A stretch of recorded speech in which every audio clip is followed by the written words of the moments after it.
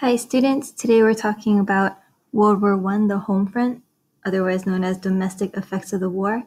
As we cover this, please look at your World War I graphic organizer. In the top right hand side, it should have a domestic effects of the war section.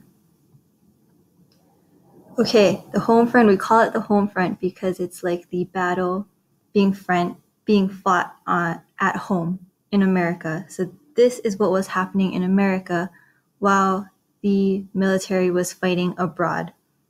Okay, so to fight a war, a country needs public support, money, soldiers, and labor to produce all of the things you need for war. So we're going to look at how did the government create all of these things. First of all, public support. The US was able to generate public support by selling war bonds and asking people to grow victory gardens, and these were promoted by propaganda posters, advertisements, etc. We're going to look at war bonds and victory gardens. So victory gardens were gardens that the public grew, civilians grew in their backyards, on rooftops, as you can see in this picture, anywhere they can to grow their own produce so that the farms could send their produce to the troops who needed it. So it was a way for the public civilians to help out the war effort by not buying up produce from farms that could go towards the troops who really needed to eat on the front lines. On the left, you can see a picture of propaganda.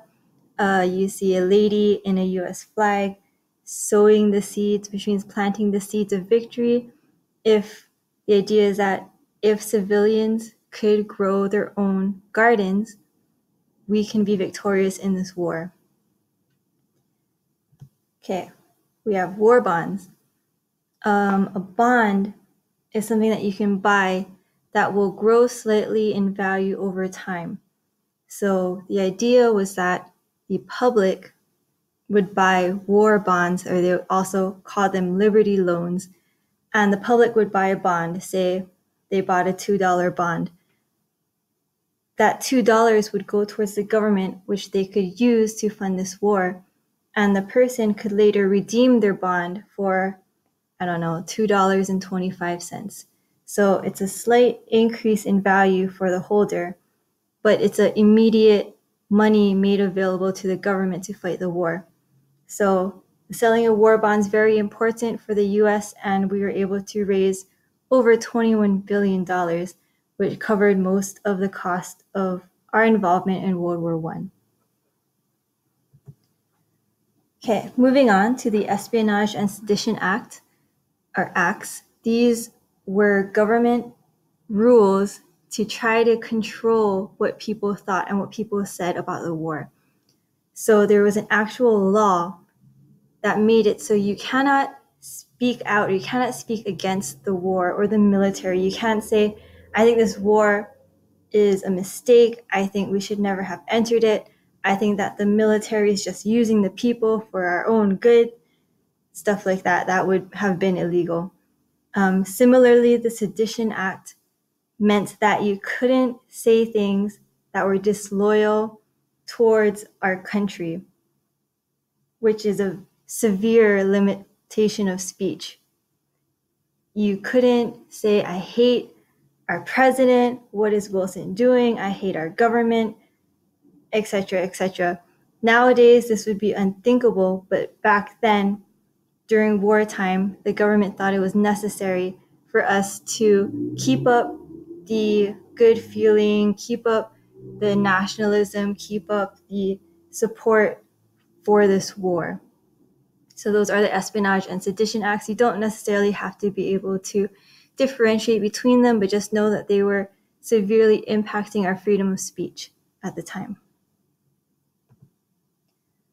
Okay, during this time, African Americans were moving. This is known as the Great Migration. Many African Americans were based in the South. That's where a lot of the plantations were. That's where slavery was. And of course, by now, slaves have been freed. There is no more slavery. So many African Americans are taking the time to move away from the South. They wanted to move off of farms and get industrial jobs in the North. They moved to places like Detroit, Chicago, and those places that were really benefiting from increased production during wartime. They were making ammunition, they're making tanks, etc., etc. And many jobs were opening up. African Americans were migrating from the South to the North to take these jobs. Many times they were working right alongside European immigrants, right, the whites in America. And so you had a lot more integration going on in the North. And also they were escaping lots of racism that was still present in the South, less desirable jobs, lower pay, and racial problems and violence. Okay, similarly, things were changing for women in the workforce. As a lot of the male population was being conscripted, they were being sent to fight in Europe. A lot of jobs opened up that we needed to fill, and women were able to take these jobs. As you can see here, they were doing a lot of ammunition making. They worked to help create the goods that were necessary for us to sustain this war. So as women took more jobs and had more money, women gained more power. And some of this was political power. Eventually, this led to women having more rights as they were out more in public and they had their own money. It eventually led to things like women's suffrage, which means women's right to vote. So this was a big change in women's lives during this wartime.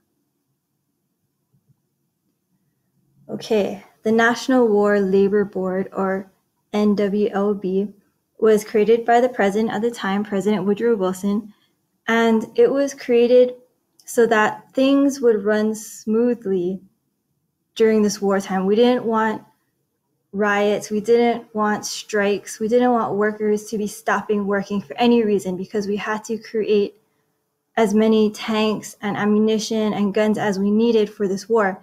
So the president created the labor board in order to do several things, such as create a 8-hour workday, which we still have today, more equal pay for women, and more protection for the formation of labor unions that we studied last unit. So that was a National War Labor Board. All right, this one is not on your graphic organizer, but it's very important. It's the Selective Service Act, also known as the draft. So what the draft was the government choosing men of a certain age to randomly go fight in World War I. All men between the ages of 21 to 30, later changed to 18 to 45, had to register, and then the government would hold random drawings of numbers. And if they drew your number, then you were required by law to report to the army, sign up, and go fight in this war in Europe. Even if you don't personally believe in the fighting, if you were drafted for war, you had to go. One thing to note is that today, men are still required to register for the draft, possibly so that if we get into a war in the future, we would be able to call men to go fight in the war for us. And here's a picture of someone calling the names for the draft, and that's all for Homefront.